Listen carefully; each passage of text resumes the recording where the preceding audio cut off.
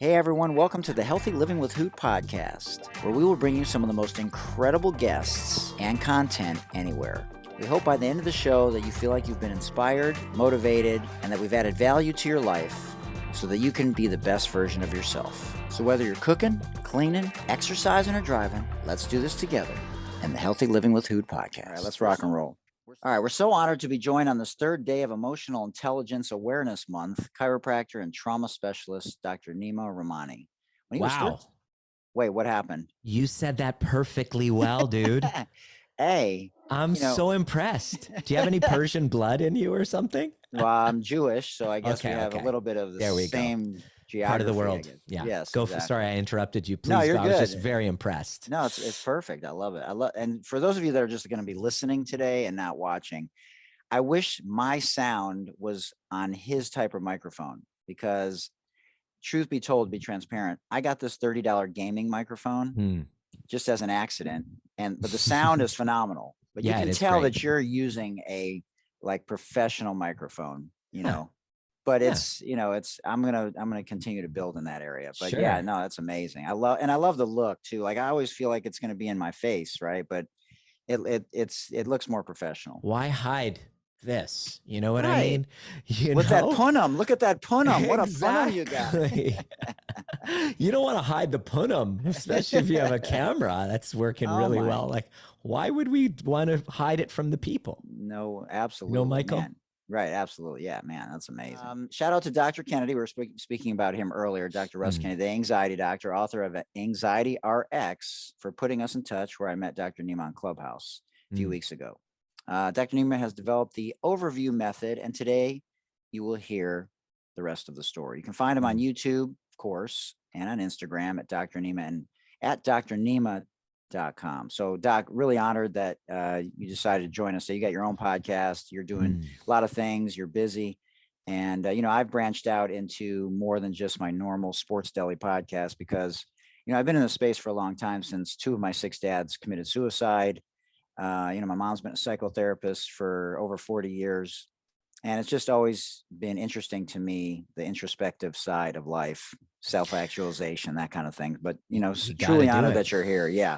So tell us about that day when you were 13 years old that you decided that you really wanted to be in the helping space. Well, yeah, it's one of those experiences where your mess becomes your message. Anytime I've ever struggled with something, you go on the other side of it, kind of like you just shared.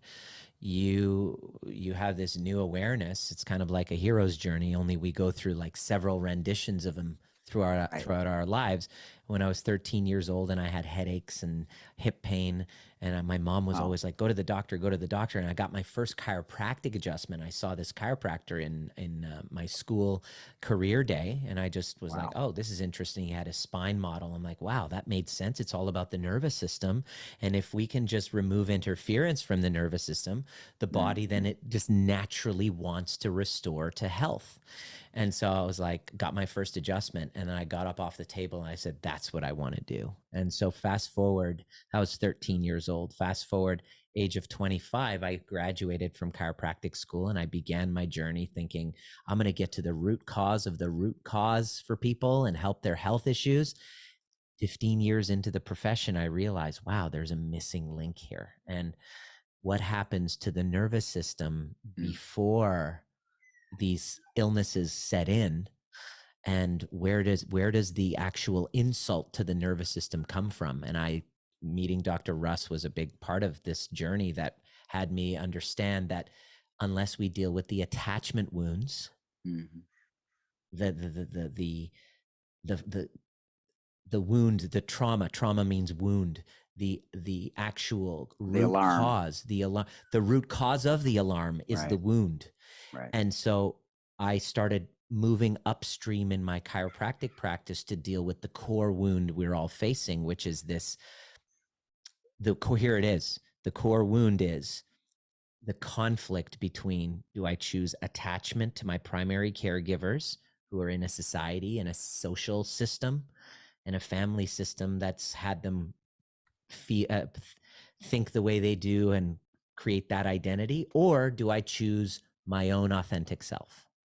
And this gap between these two primary conflicts, I discovered, is the root cause of health issues, relationship problems, feelings of self-worth, feelings of an inability to really be present in life.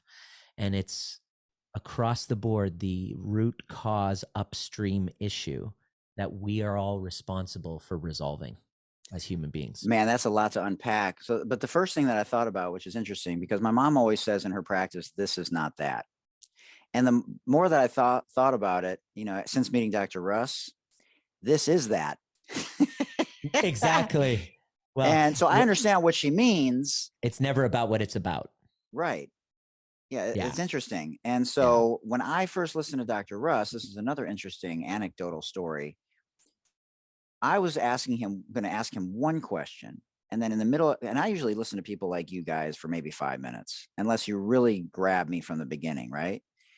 And so that's a sign that you guys are doing things that are off the charts and different, groundbreaking, and you're pioneers, in what you're doing.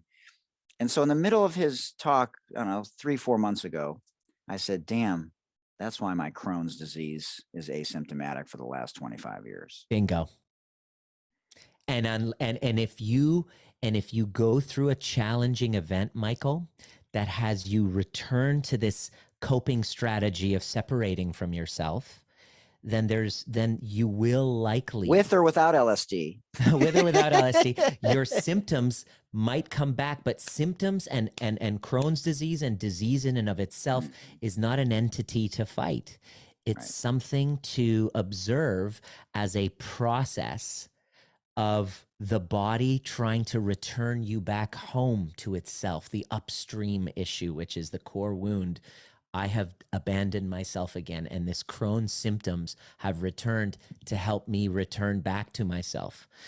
But if you can just live according to your authentic truth day to day, which is hard thing to do in society, especially if you're a public figure and you're having haters and stuff that are constantly having us go, do I think that you're a quack? Right, exactly. Yeah. Do I say my truth and risk being ridiculed? Or do I hide what I'm saying so that I get perceived public approval, and then I abandon myself, and that's when the symptoms will show up? Yeah.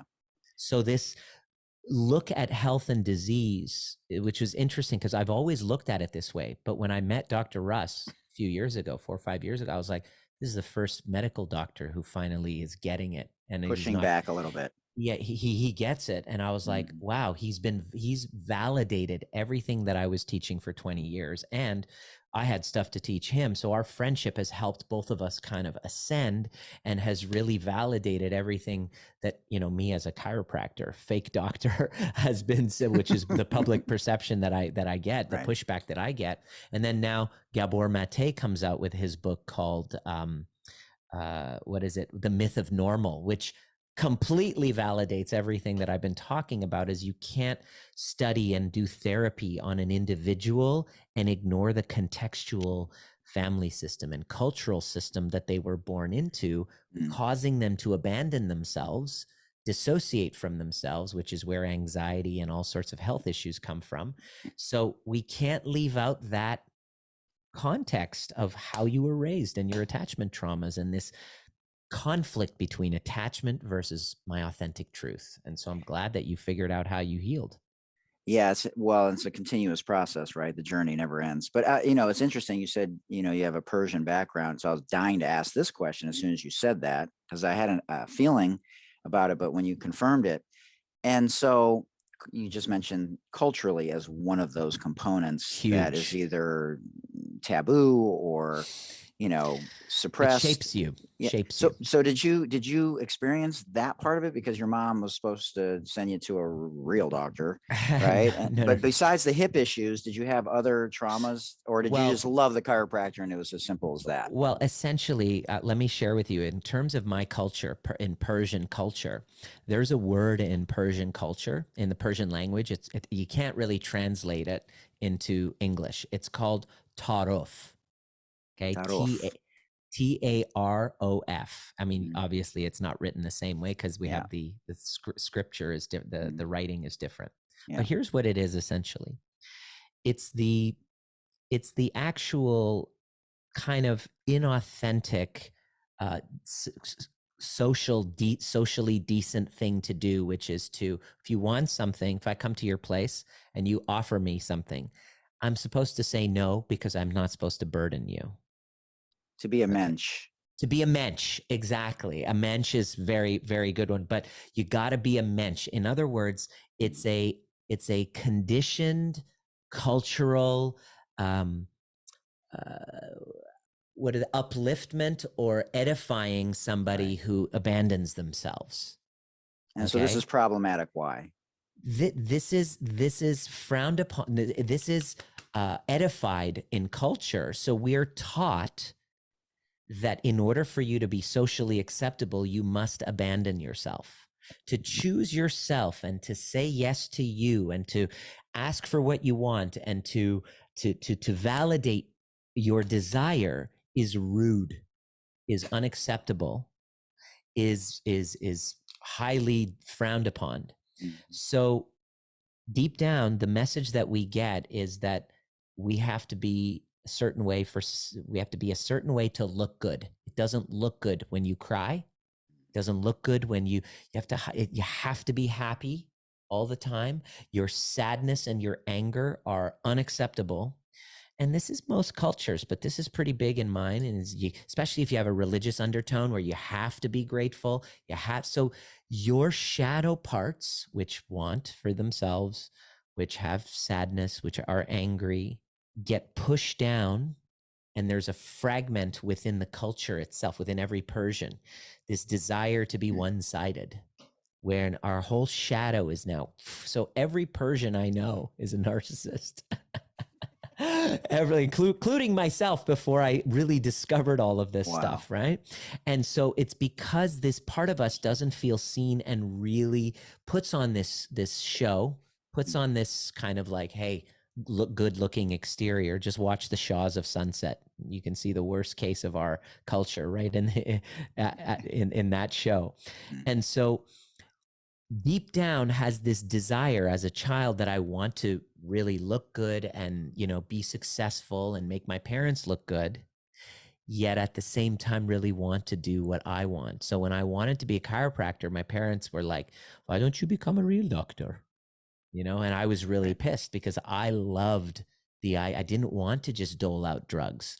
I wanted to get to what I perceived to be the root cause, which is a nervous system interference.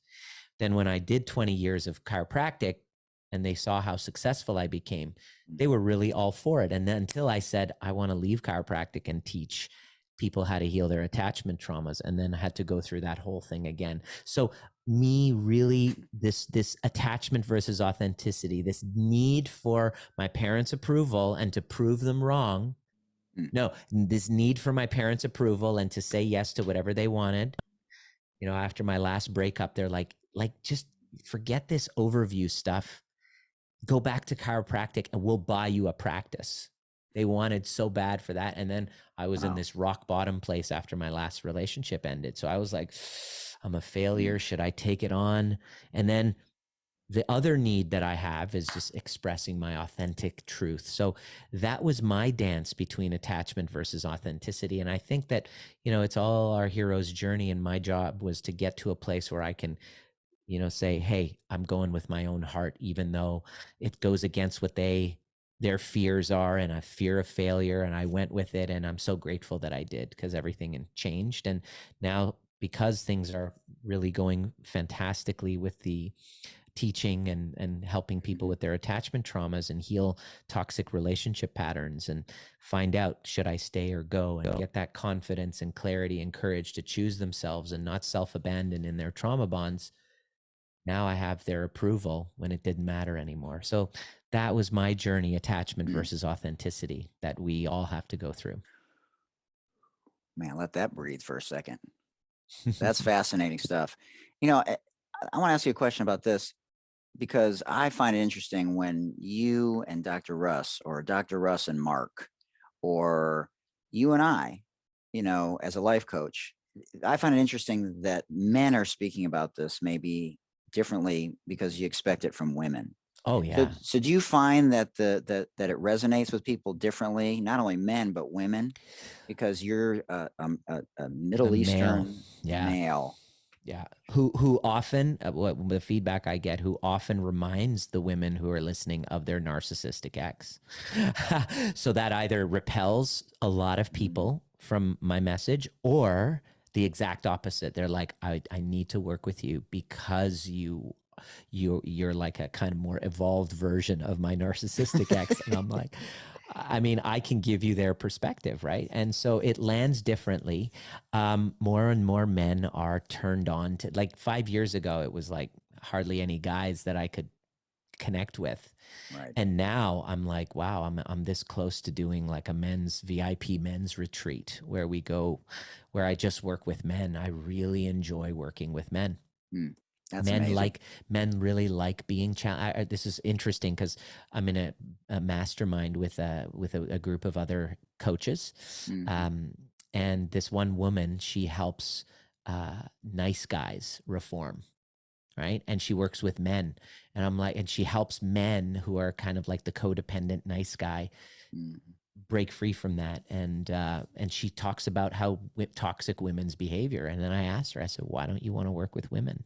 Because I don't like working with women. I said, why? Why don't you? She said, women don't like to be challenged, because women don't like to be challenged. And I said, yeah, I found that to be true, especially in the codependent. When we're seeking kind of the love bombing, that's why they're so susceptible to being love bombed, because they want to be love bombed by the Right. narcissist. And so when they get love bombed, that's how they know that it's a good, so when what we do is we kind of challenge and we poke a little Hmm. bit to see if they're able to handle critical feedback Thoughtfully, lovingly.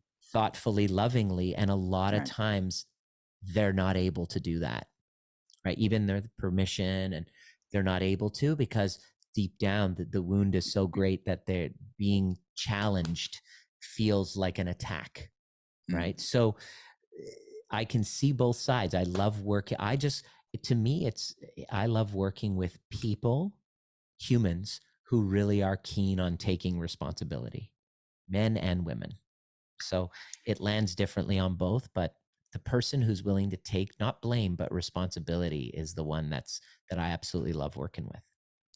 Yeah, of course, but they may not be taking responsibility initially. So how do you get that trust built, either gradually or instantaneously, so that they can not only be their authentic self, but that they are being honest and forthcoming? Great question. This is the part in shadow integration, and I have this in my event called the Overview Experience. And there's a part where we dismantle conflict. I train people how to dismantle conflict, first from within and then the one outside. There's a part in any conflict where we have a drama triangle. Have you heard of the drama triangle? No, just Okay. the triangle of relationships. So in every conflict, there's a drama triangle. There's a victim, there's a villain, and there's a hero rescuer. So the victim and the perpetrator villain, Got it. it in every conflict, we see ourselves as the victim. It just naturally we go there, both parties in any conflict. She's thinking he's the villain. She's victimized by him. And of course, he feels the same way. He feels victimized by her. What I show, once you see in a group setting, because your question was, how do we actually get to a place of taking responsibility? The answer is to do it in a group, because Wow. your ego will block you from seeing anything other than I'm the victim and the other person's the bad guy. To be the bad guy in a dynamic is very what's called ego dystonic. So we block that, and the biggest kind of feedback I see is like, how can I how can I be the villain here? Because I did so and so because they so and so. Like there's a justification for why that person is being the victim, They're really the right? villain. The villain. There's a justification, Right. right? So when you see it in a group, and I take people through the process where they see no problem seeing myself as the victim, but where were you the villain in the group, in the dynamic? And then here's the best part: this drama triangle always begins with a co-rescuing. So where were you so we look at the context of the relationship. When you go back to where you first got together, when it's a toxic relationship, 99.99% of the time, we're dealing with two people, wounded souls, who are rescuing one another from something. And the truth is, we can never rescue someone. Only they can rescue themselves. But when we rescue them and they rescue us, if anytime let's say you and I start a friendship where I'm like, oh, this poor Michael guy, he's down in the dumps. I'm going to show up and give my time and energy without a fair exchange. Mm-hmm.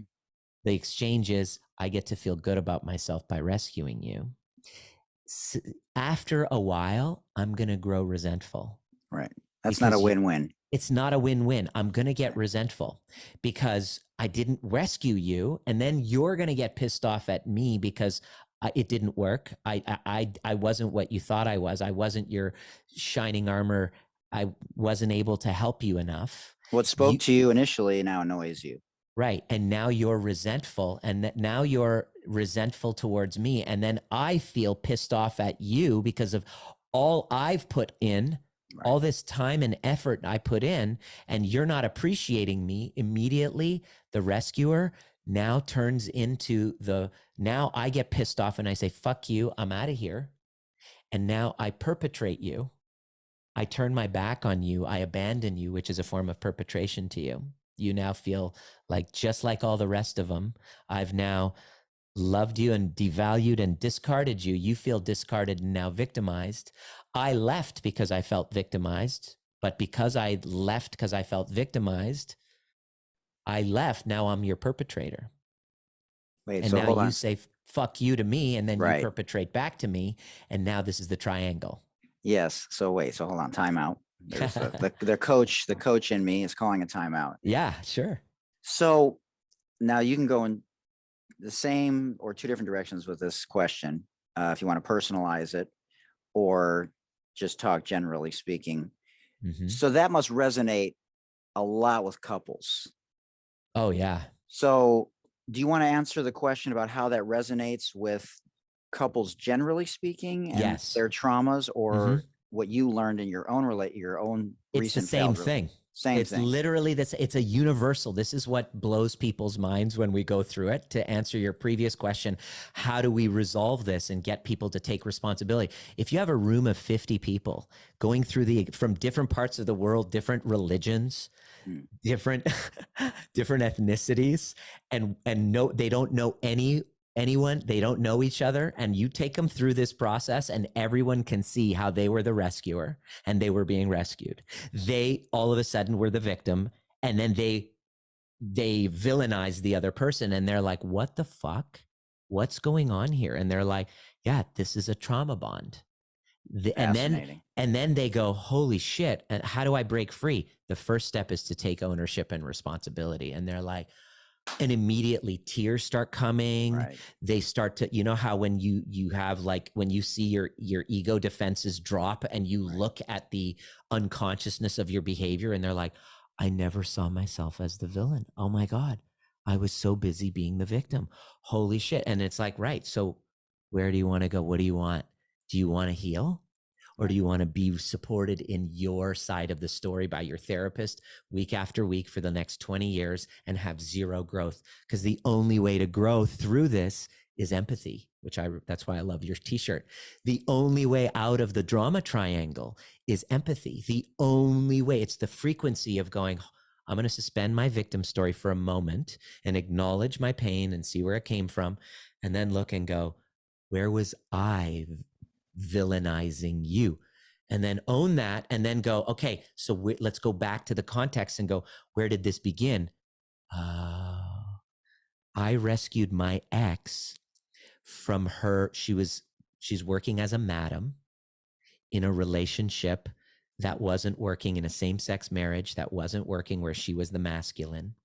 Her hormones were shot. She was unhealthy. And to cover up for her work as a madam, her online business supporting high-end escorts, right, to kind of her legit job, She started a gluten-free, gluten-friendly cafe. And that wasn't making money, but it was kind of like a front for the other thing. Sure. And when I met her, she saw one of my videos. When I met her, she's like, what have you done with John DeMartini's work? Because that was our mentor that we both learned from. I said, I've gone deeper because I, learned from Russ and a whole bunch of other people. Right. And I took my method, the overview method, and I dropped it and created a somatic piece to the cognitive. Because you can't just talk your way out of the feeling issues. So I dropped it into the body and did shadow work and integration. And on one session, when I met her at her cafe, completely dissolved her emotional ties to food. And for the first time in 6 years, right after the session, she was able to eat banana bread. That's why she created this gluten-free cafe, so she could eat and provide a safe place for the community to come and eat with food sensitivities. Right after that, her food sensitivity dissolved. She was able to eat foods that she wasn't able to eat. And now this story of, oh my gosh, I'm celiac, was challenged. She had to find a new identity. And that is fascinating stuff. And then all of a sudden was like, okay, so what identity? She closed down her, within 2 months. I was just going to say that. Yeah. She closed down her gluten-free cafe and said, I want to help you build, which was how she rescued me. I needed support and emotional support and safety because I didn't have enough confidence in myself to make the big leap, as Gay Hendricks says, from a lucrative career in chiropractic to now teaching this work. And her story gave me the confidence in myself to leave and say, this fucking shit works. And she was my billboard. She was my walking billboard. She started setting up talks. She was a great business person. She runs a fucking online escort thing. So I'm just a chiropractor. Right. So she was like she was this shark when it came to business and seeing opportunities. And she built my business and helped me with a shared fantasy of me becoming rich and famous as a person following the footsteps of our mentor. Right. And she got her fantasy, which was a power couple. And when she met me, she's like, oh my gosh, because she had, a lot of mental illness in her family history and herself. She's like, this guy's going to fix me. So the fantasy of the one who takes on the role of the borderline, the narcissist in the borderline in the drama triangle, the trauma bond. Yeah. His fantasy is sex, services, and narcissistic supply. Hello. She was an escort and gave amazing services in that department. So I got everything that I wanted. And she got this fantasy of someone who would help her with her regulation and a power couple dynamic. So she altered herself. So she went from lesbian in a same-sex marriage to becoming exactly who she perceived that I would want. Sex goddess, feminine, whatever, and learn how to become a woman again for me. And we both got to fulfill each other's fantasy and rescue one another. And as every single rescue operation will turn into a fucking nightmare where the rescuer becomes your perpetrator. And we did that in spades for one another. So Dr. Russ, does that answer your question a little bit? Yes, Dr. Russ, if you're listening. Oh man. So, you mentioned the somatic piece, and for those of the people listening or watching that have absolutely no idea what it is and the importance of it and how you and Dr. Russ are in alignment, not just because you both are in Canada, but because you both are a firm believer of the somatic therapy, like his wife. Yeah.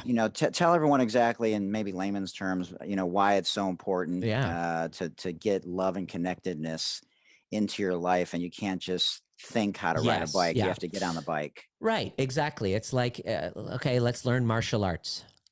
It's like, let me learn how to be a black belt in karate. But here's the thing. I just want to read books and talk about it. It's like, can you do that? Well, you'll have a cognitive knowledge of what the kicks are and the punches are and all of that stuff. And you'll have a lot of information.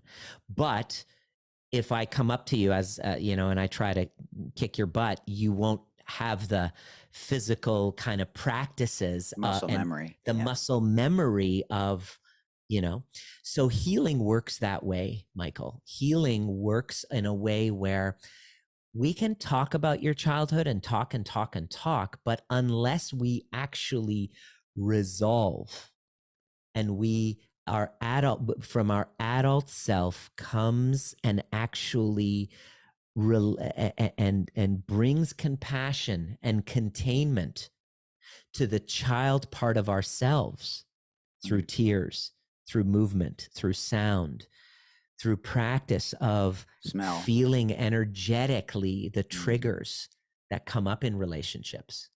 And instead of reacting to them, to go inward and use that trigger as a portal to go back in time and bring back another younger self, part of us, then we're constantly up in our heads trying to think our way out of problems that are originated in our amygdala, in our body. Right. Which has no timestamp.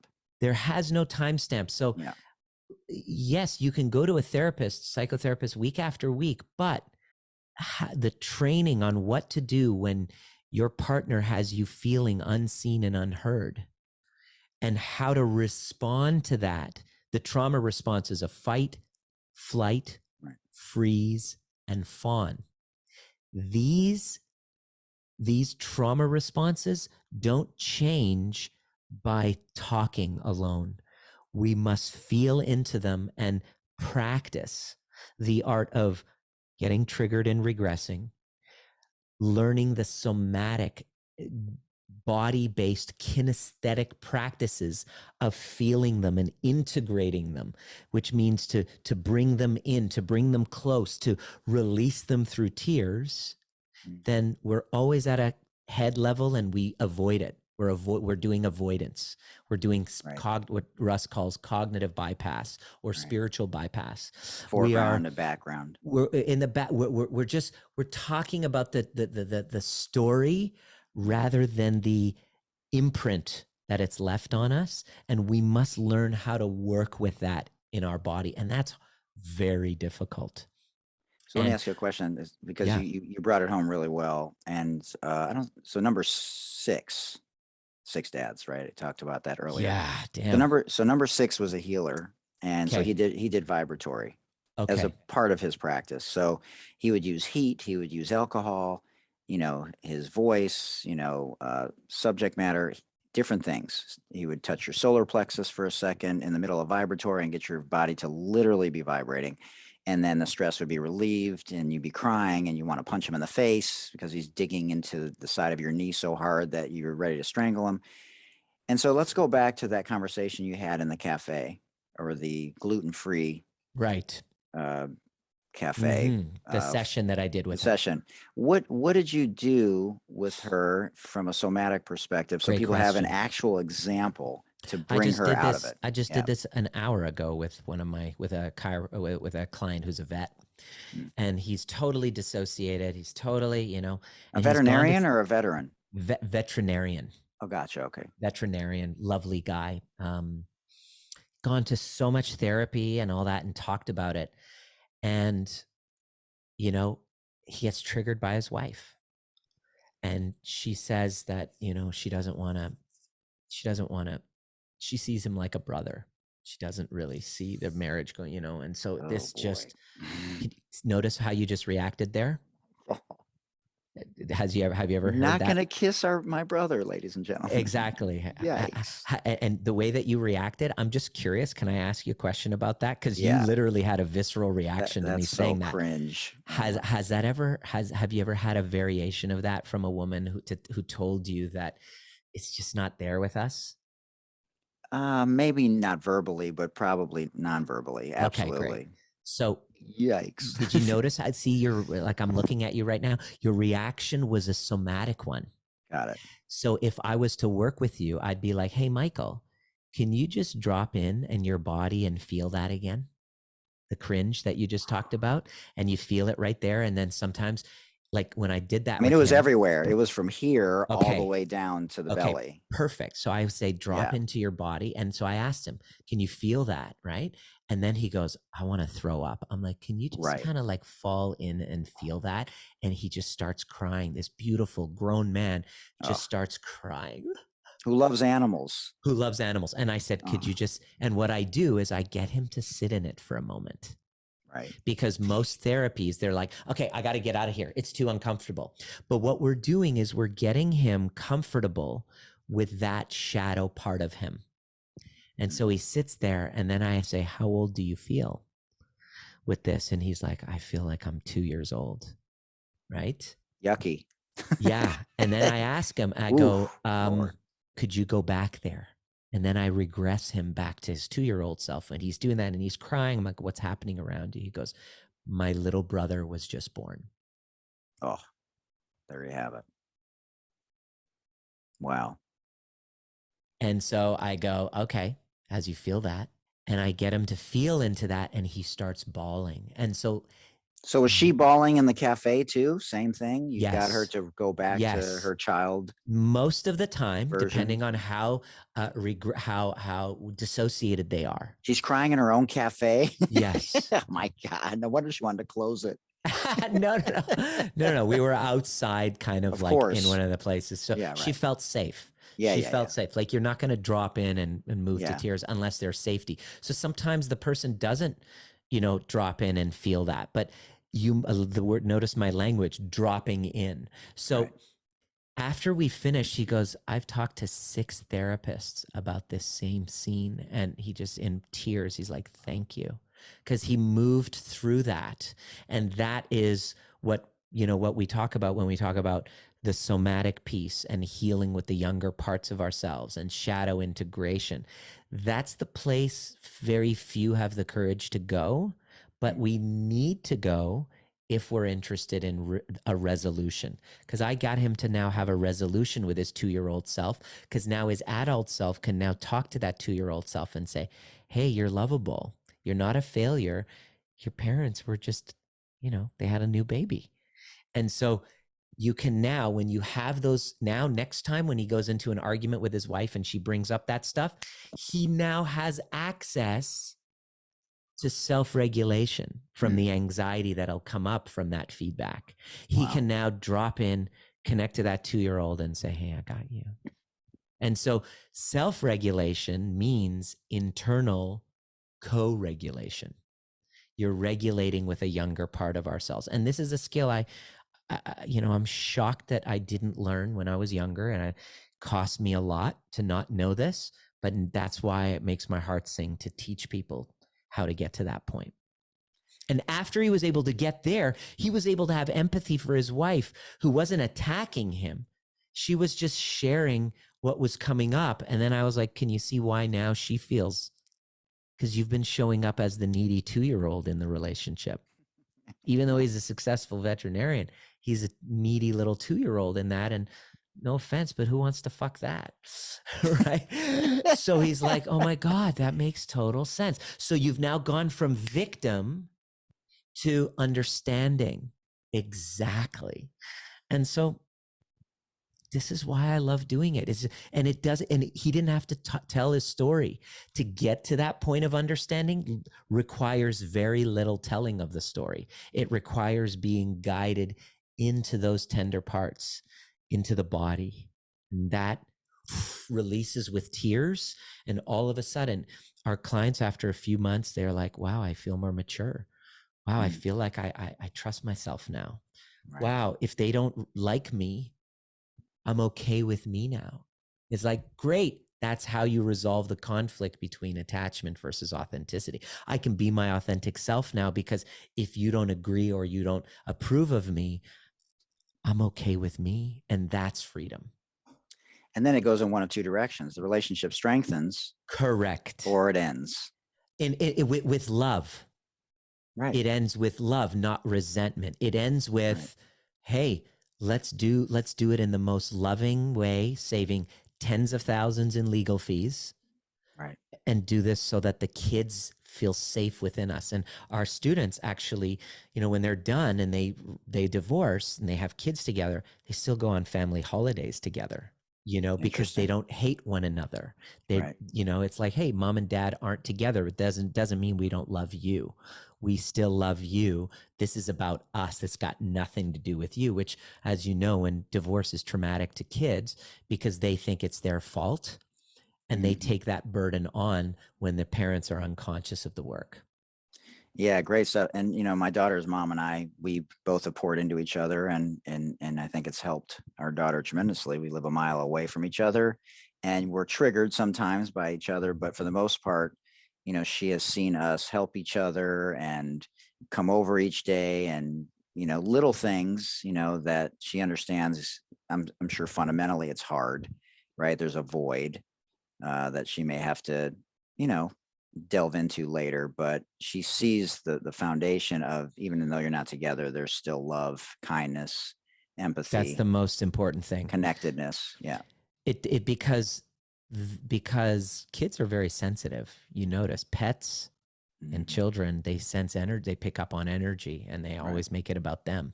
Yeah. Right. We always make it about us as kids, even as adults, we do. So if there's a resentment between the two of you, and there is like unhealed shit, and there's like resentment, they get caught in the crossfires, and they don't feel safe. And safety is the number one thing for your nervous system and in relationships.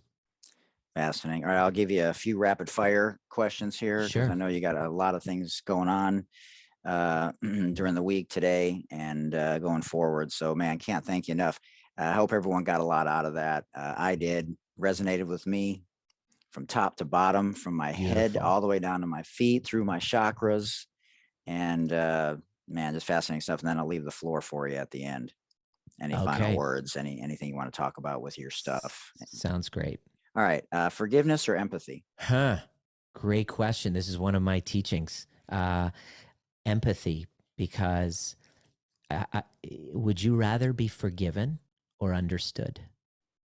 And the second that you can have empathy towards somebody, there's no way you can feel victimized by somebody you empathize with. So what I always say is, instead of forgiveness, aim for understanding, which is empathy. So I say empathy 100%. Forgiveness is, I have a lot of stuff to say about forgiveness. Most of it's bullshit. The highest form of forgiveness is the authentic recognition that everything served you and there's nothing to forgive. That's the highest form of forgiveness. That's the work. That's where you get to with the overview method. Interesting. Waffles, French toast, or pancakes? Pancakes for sure. Wow. What kind? Grandma's? My wife makes some great ones, but there's a restaurant in Vancouver that I love their pancakes. Man, if that's not on my bucket list, the restaurant, but Vancouver is definitely on my bucket list. Okay, man, let's do this. Yes. Holla at you, boy. Yeah, you know how we do it. Do you have a favorite music genre? I really love hip hop, older stuff. The new stuff doesn't do it for me, but I really love. I love Eminem. Wow. I love Eminem. I love Kendrick Lamar is great. Tech Nine. Oh, I love what he does.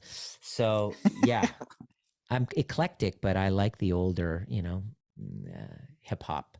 Yeah. So vacuuming, dishes, laundry, or cooking? Yeah. Out of all of those, I would choose to vacuum.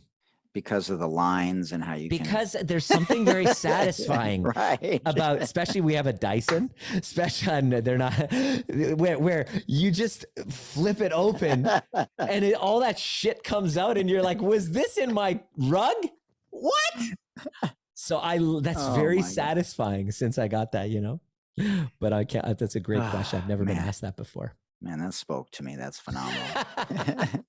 My mom's going to be very happy listening to this podcast when you said that answer. That is great. For other reasons, of course. So wait, yoga or meditation? Meditation for me right now. But, it's like you can turn yoga into a meditation.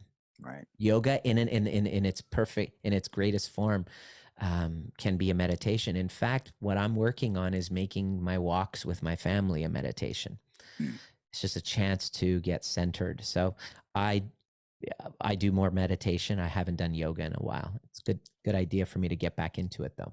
Yeah, it's cool. I did a lot of walking meditations when I first started because I learned when I was 9, right? And when you're 9, you're like, I'm not doing this shit. So I play it off like I wasn't meditating, but I actually was meditating while I was walking because I was told that you could do walking meditation. So I was like, okay, I'll do walking meditation. I want to sit in a bed and, have my hands on my knees and all that shit at 9 years old. Like, what the fuck? My dad just killed himself. Fucking serious right now? I need to be moving. Yeah. Well, that's very intuitive. And you're bang on. You're bang on. Favorite app on your phone? Wow. It's a great question. Besides your own website, because that would be a little narcissistic of you. Exactly. Oh my God. It's my app. Yeah. The app of my own faith. My favorite app would have to be the music. Oh, wow. Yeah. Music. Just music. I just putting on music and moving. Yeah. Laughter or crying? Both simultaneously. Got you. Sixth Sense or A Beautiful Mind? You see both those movies? Oh, yeah. Sixth Sense. Wow. Love that. Yeah. Interesting. So iPhone or Android? iPhone. Last question. So if you could have any 5 people at your dinner table, past or present, dead or alive, but you've never met them before, who would be at your dinner table? And what meal would it be? First of all, it would have to be a Persian meal. Right. Because you're an example of what a famous Persian dish kebab. Would be. Where are you from? Where do you live? Well, I'm from Detroit originally, so I'm Jewish, obviously. Yes. But where do you live? But I'm in now? San Diego now. Okay. There's a restaurant there. Have you been? I'm going to tell you. If I was to I would come to San Diego, which I will come, by the way. Definitely want to hit you up.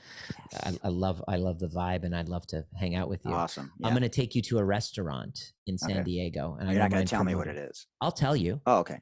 Bandar. It's in the gas lamp district. Oh, wow. Nice. Dude. Bandar restaurant. Wow. I would take you there. That would be the meal, and it would be there. That's one of my favorite Persian restaurants in the world. Oh my God. Gas Lamp District, Bandar. Okay. Awesome. So who would I take with me? The first person that I have to say is Abdul Baha. I was born a Baha'i, and the Baha'i faith, actually the Holy Land is in Israel and Akka, and so Abdul Baha was the son of Baha'u'llah, who was known as the perfect exemplar of what a Baha'i would aspire to be. A mensch. A true mensch. Like he's the exemplar. He's the exemplary Baha'i. I would love to have a meal with him. Oh my goodness, that would be my first choice right off the bat. Second person that I would choose would be dead or alive, who I haven't met. Dead or alive that you never met. Yeah. Would have to be Nelson Mandela, because for somebody to be in prison for 27 years and still not lose his vision, like, wow. Like Viktor Frankl. Like, exactly. Yeah. Oh my goodness. Right? Number 2. Number 3, Viktor Frankl. Absolutely. Wow. Between stimulus and response, there's a space.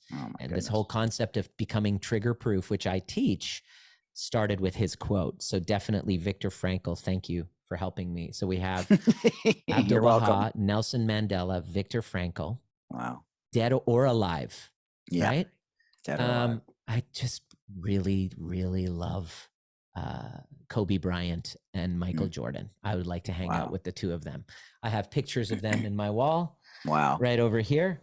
I mean, without a doubt, I have. No Larry Bird, huh?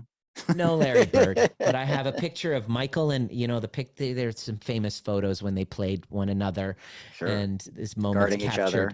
Yeah. Where he's asking advice from Michael. Boom, right there and right there. 2 pictures of Kobe and Michael. So there's the 5 dead and alive that I would love. So just for their mindset, for their tenacity, for their endurance, and for their impact on humanity and the frequency that they kind of operated at. That's who I would hang out with. And of course you. If I had a 6th, me now. If I had that doesn't count. But I would have you sitting there too. I really dig your vibe. I appreciate that. Yeah, and not just their physical endurance. Their 100% emotional endurance. Like, I mean, this is what we need. Like to have, like, how many years after year maybe 16 of being in jail? Do you think I would probably lose hope after maybe 23 years? No, he Incredible. just kept going. Maybe 26 years. I'm like, "Ah, fuck this." Or living Nope. through a Holocaust. Like Or what? living through a Holocaust, like the endurance, the grit, the Unbelievable. vision, because it takes vision. And so that's what I admire the most. Oh man, anything about the overview method? Anything else you want to share with the world? Truly honored that you're, joining us It's a today. Yeah. tool to help reconcile disconnection, and it's a tool that this world needs more than any other. Wow. The ability to be able to own what we project in others, to be able to use a trigger and turn it into self-love rather than self-abandonment, to turn conflict and turn it into deeper intimacy. I think that, these are the skills that I really want to leave my son with. Mm. And so if I was to learn one skill, if I was to master that one skill that I could teach my child self, which is now my son, if he's open to learning it, is that. And so that's what I teach. That's my offering for the world. Man, we're all a better version of ourselves today because of this. And on the third day of Emotional Intelligence Awareness Month, what better time to have Dr. Nima Rahmany join us here in the Healthy Living with Who podcast.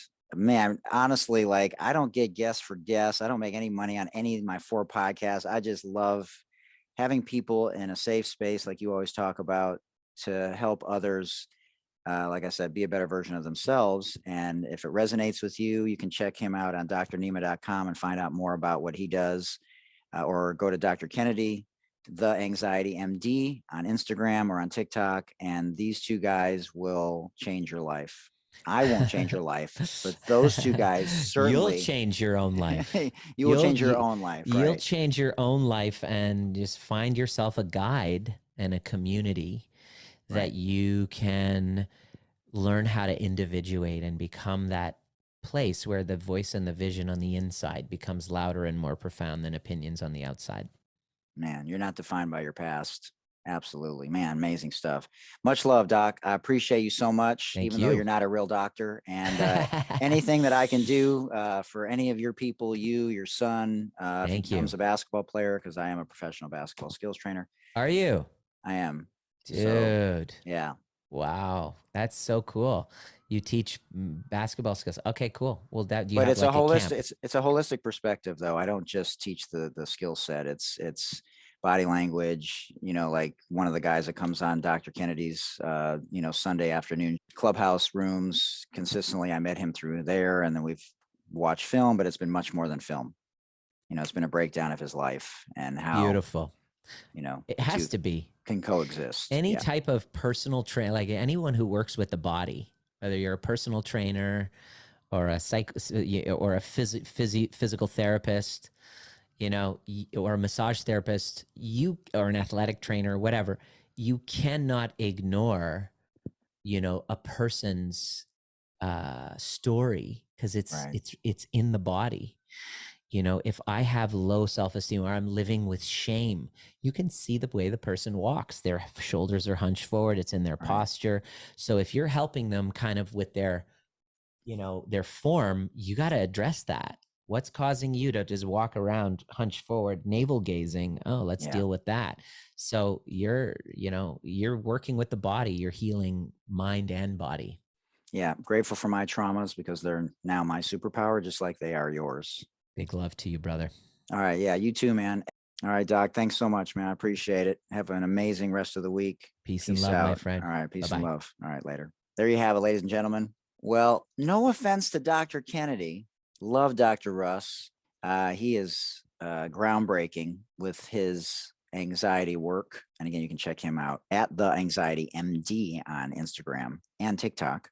But Dr. Nima Rahmany is truly amazing, and he works collaboratively also with Dr. Kennedy. And check out his stuff. If it doesn't resonate with you, there may be a reason why it doesn't resonate with you. Maybe you're just afraid to take that first step, but you can do it. And sometimes it takes a while. Just got to take baby steps. Just got to get moving and follow the blueprint that him and Dr. Kennedy have put forward, along with maybe some cognitive techniques. And you may not even recognize yourself. in a year and won't even believe your evolution. And the steps that you take going forward will be completely different than the path that you were ascending up that original mountain before you met Dr. Kennedy and Dr. Nima. So until next time, much love, everybody. It is about love and connectedness. And how you get there is completely unique to you and your situation, because your story is just that. It is your own. So until next time, we hope that you got a little motivation, education, and inspiration today. And if you can write a review or let others know about this, if it resonated with you and you think somebody else would get some value out of it, we would appreciate you sharing it with them. And you can always DM me on Instagram at Mike Hootner. And until next time, truly mean this. Much love, everybody. Peace out. Oh, man. Awesome stuff. All right, ladies and gentlemen, here's today's outtakes from Dr. Rahmany. Hey. What's up, Doc? Man, Can that you hear me? microphone. Yes. Can you hear me? Yes, I can. The dogs are going at it. Empathy. I love it, man. Sorry. Absolutely. Speaking of empathy, I'm sorry about the mix-up. I was just. Oh, you're fine, man. Don't worry about it. I'm glad. Good to meet you. How did you find out about? Was it with Dr. Russ? Yeah, it was Dr. Russ. Ah, that's right. He's my boy. Absolutely. He's my boy, Dr. Russ. Yeah, he had an interesting room yesterday. It was fun. You're always on his rooms? Yeah, I go on Sundays, just show some social digital currency, and but he got triggered yesterday. It was sort of funny. I wanted to jump in and laugh my ass off because he's got a comedic side. What was his trigger? Well, what happened? Because he's getting so much burn now because of his success, whether it's coincidence or not, since my podcast he was on. Burn? And now burn, like run, like in basketball, like he's getting a lot of run now, like he's getting a lot of attention. Right. So he's got the haters now. First time he's ever had to deal with that. Yeah, to this magnitude. But anyways, people were talking smack about his LSD days. Oh God. He's like, God damn it, I didn't fucking tell you to do LSD. Like he was going in on these people. It was so funny. And he kept going, and he's exhausted because he's trying to put together his masterclass. Right. So you could tell he was drained, and that just gave him that like juice he needed to get through the show. Because that's what Gabor Mate has to deal with too. Because when he was on Joe Rogan, he was talking about ayahuasca and right. And so they just bag on him for doing LSD. That's crazy. That's hilarious. So funny. So anyways, it was a good show. Renee does a good job moderating, and she's after dealing with a lot of her trauma, she has you can tell the way that she brings it all home now is different. How she sees the world, how she sees herself, how she hears people, what she's paying attention to, that kind of stuff. So all right, I'll do a quick formal intro if that's cool, and then we will rock and roll with you and the puppy. Okay. I have to take care of the puppy right now. No, go ahead. Go do what you got to do. Okay, cool. Thanks for joining us today for this amazing podcast. We truly hope that you felt inspired, motivated, and that we added value to your life so that you can be the best version of yourself. Remember, you can always send us an email to healthylivingwithhoot@gmail.com. And you can always check me out on Instagram, Twitter, and TikTok at Mike Hootner. And take care of yourselves, everyone. Literally. You can always call the Suicide Lifeline in English at 800-273-8255. In Spanish at 888-628-9454. And for anyone who may be deaf or hard of hearing, you can call 800-799-4889. You can also call 988 on any phone, and they are available 24 hours a day, 7 days a week, and 365 days of the year. Thanks for joining us again right here in the Healthy Living with Hoot podcast. Much love, everybody. Peace.